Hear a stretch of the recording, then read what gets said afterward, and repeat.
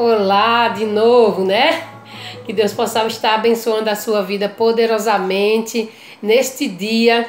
E eu tenho certeza absoluta que o plano de Deus é melhor para você. Deus tem um plano melhor para a sua vida. A Bíblia diz que nós fazemos planos, mas o que fica é aquilo que está no coração de Deus e ponto final. A não ser que você diga, não, Deus, eu não quero. Deus te dá livre-arbítrio para isso, para dizer assim, tá bom, meu filho, você não quer, então, boa sorte. Mas Deus ainda fica ali pelas redondezas, te olhando, te observando, e a qualquer ponto, a qualquer brecha que você dá para Ele, Ele vai lá e toma as rédeas da tua vida, e te abençoa e te consola. Deus é maravilhoso demais. Aqui em Gálatas 6:9 diz assim: e não nos cansemos de fazer o bem, pois no tempo próprio colheremos, se não desanimarmos. Gálatas 6:9. Fazer o bem tem sido uma das coisas mais difíceis nesses dias atuais. Fazer o bem tem sido uma coisa assim que parece que é sobrenatural. Uma coisa incrível, gente. Fazer o bem hoje no nosso Brasil parece que tem sido uma coisa sobrenatural. Quando alguém faz o bem, as pessoas imediatamente filmam, fazem reportagem, perguntam por que a pessoa fez aquilo. Mas se o bem está dentro de você, fazer o bem é a coisa mais natural do mundo. Afinal de contas, foi para isso que Deus criou o homem. O pecado destruiu tudo, mas ainda assim sobrou dentro do homem DNA de Deus, a bondade, a misericórdia. E as pessoas, quando elas são vistas fazendo bem, as pessoas ao redor ficam extremamente admiradas. Coisa que para Deus tem que ser natural, coisa que para o cristão tem que ser totalmente natural. Conta-se a história de dois meninos, que um chegou na casa do outro e disse, vamos ali, vamos dar uma passeadinha, vamos passear na floresta. E eles foram, né? A gente sabe que as casas americanas, elas são rodeadas de muitas florestas, muita mata. E no caminho que eles iam, ao estar distante de casa, eles observaram um homem trabalhando numa lavoura um tanto distante. E eles observaram que os sapatos daquele homem estavam ali na beira do caminho, e aquele homem distante ali. E um olhou para o outro e disse, cara, vamos esconder os sapatos dele. Vamos esconder os sapatos dele. Quando ele voltar, ele vai ficar procurando feito louco. E aquele jovem caiu na risada. O outro parou, pensou e disse, rapaz, vamos fazer diferente. Vamos colocar 2 moedas no sapato dele e vamos nos esconder para vermos a reação dele.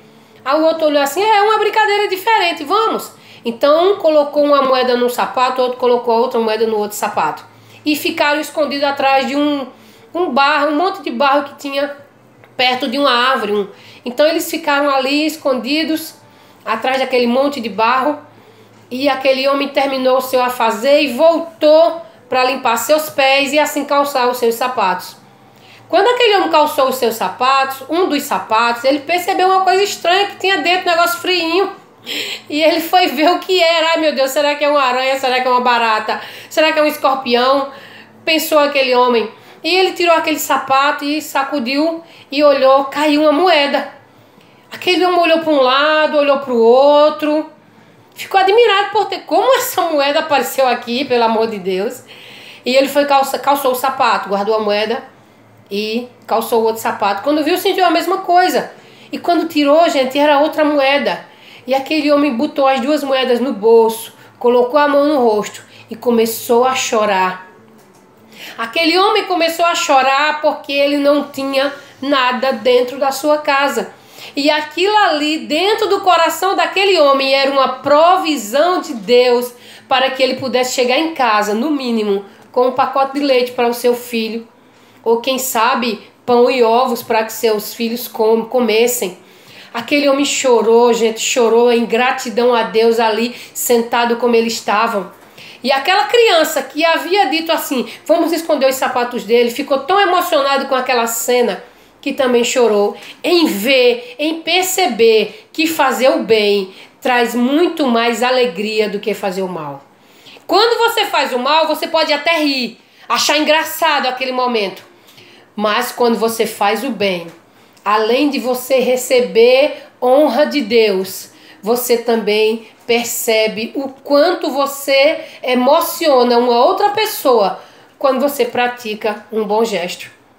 E essa história é só uma pequena película do que você pode fazer pelo seu semelhante, do que você pode fazer por aqueles que te rodeiam, quer seja família, quer seja amigos, que seja lá quem for que estiver ao seu alcance.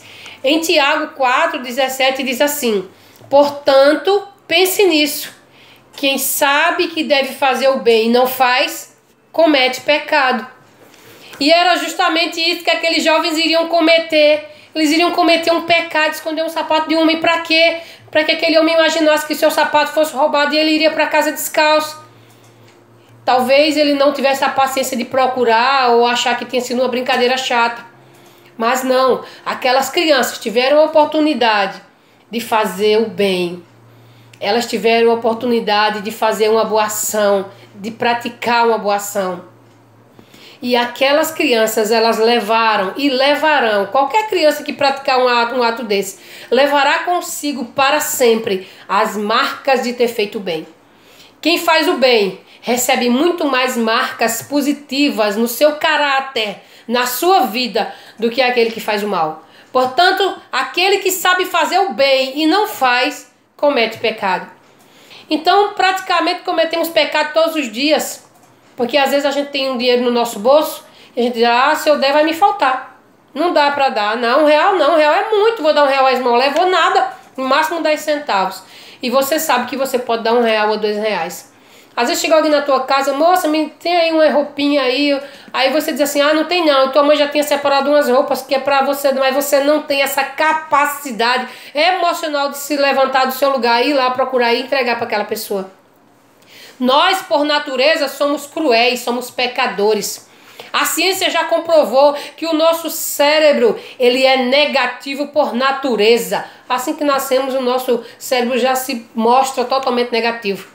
Uma criança, ela nunca viu o pai bater na mãe, nunca viu uma outra criança bater na mãe. Mas se o irmão dela lhe provocar, ela mete-lhe a mão e dá chute, e talvez ela pegue até aquilo que tem na sua mão, um copo, um prato, e jogue na outra. O cérebro já mostrando que é negativo por natureza. Mas existe uma solução, existe uma esperança. Glória a Deus por isso, porque existe uma esperança. Essa esperança se chama Evangelho. Evangelho significa boas novas de Cristo.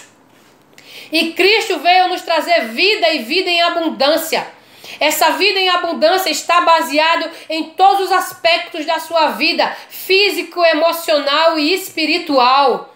Não existe como você dizer assim, eu vou dar meia volta por aqui. Não, no Evangelho não, você não pode fazer isso. Portanto, negue-se a si mesmo. Tome a sua cruz e siga-me. Foi isso que Jesus veio ensinar para cada um de nós. Negue os seus maus hábitos. Negue a sua vontade de pecar. Quando a Bíblia diz assim, se o teu olho pecar, arranca-o e joga fora. Jesus estava querendo dizer assim, tome uma atitude drástica. Era isso que Jesus estava dizendo a você.